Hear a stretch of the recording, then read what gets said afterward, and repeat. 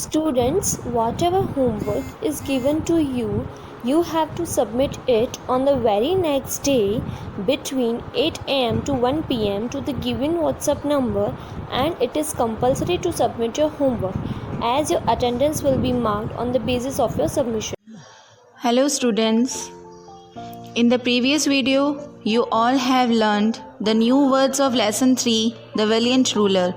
Today I will explain you this lesson. Now look this picture. Whose picture is this? Chhatrapati Shivaji Maharaj, the valiant ruler, Bahadur Shasak. He was born on 19 February 1630. He was born in Shivneri Fort in Junnar city in Pune district. He always believed in equality and justice. वह हमेशा समानता और न्याय में विश्वास करते थे. Now let's start this story. So students, please listen carefully. Okay? Once the army of courageous and powerful ruler Chhatrapati Shivaji attacked a small kingdom of Bellari situated in southern India.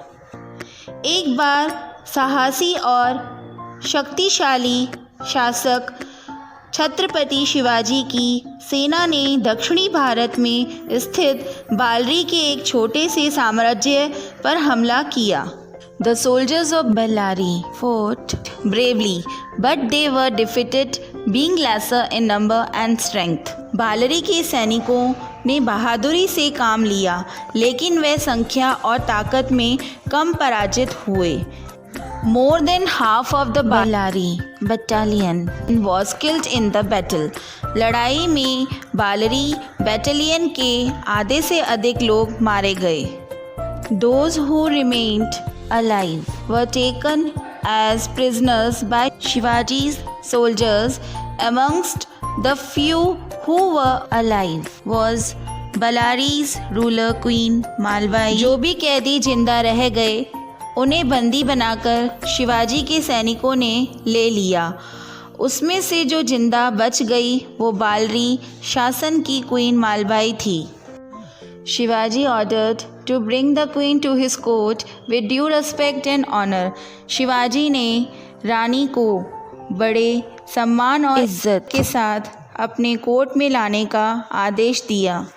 Queen Malbai didn't consider herself worthy of this honor and found it offensive.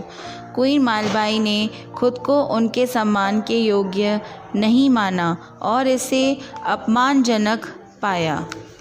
Hence, when produced before the court of Shivaji, she requested him to announce a death sentence for her, as it was mandatory to be given to a conquered enemy. इसलिए जब शिवाजी के दरबार के सामने उसे पेश किया गया तो उसने उसके लिए मृत्युदंड की घोषणा करने का अनुरोध किया, क्योंकि यह एक विजयी शत्रु को दिया जाना अनिवार्य था.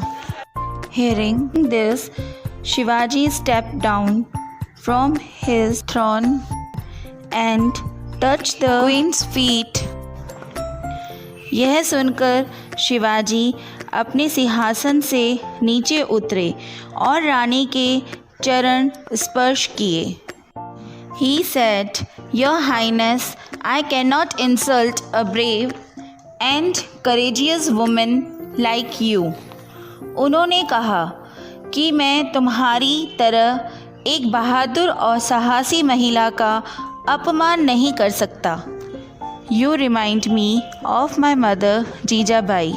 From now onwards, may I consider you as my mother? आपको देख मुझे अपनी माँ जीजाबाई की याद आती है. क्या अब मैं आपको अपनी माँ मान सकता हूँ?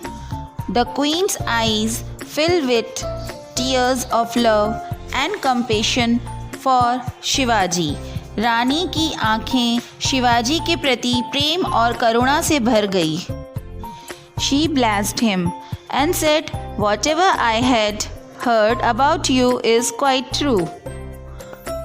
उन्होंने उसे आशीर्वाद दिया और कहा कि मैंने तुम्हारे बारे में जो भी सुना है वह काफ़ी सच था. You undoubtedly are capable of taking care of your people and country. आप निसंदेह अपने लोगों और देश की देखभाल करने के योग्य हैं. I hope you all have understood this lesson. Now you have to read this lesson thoroughly.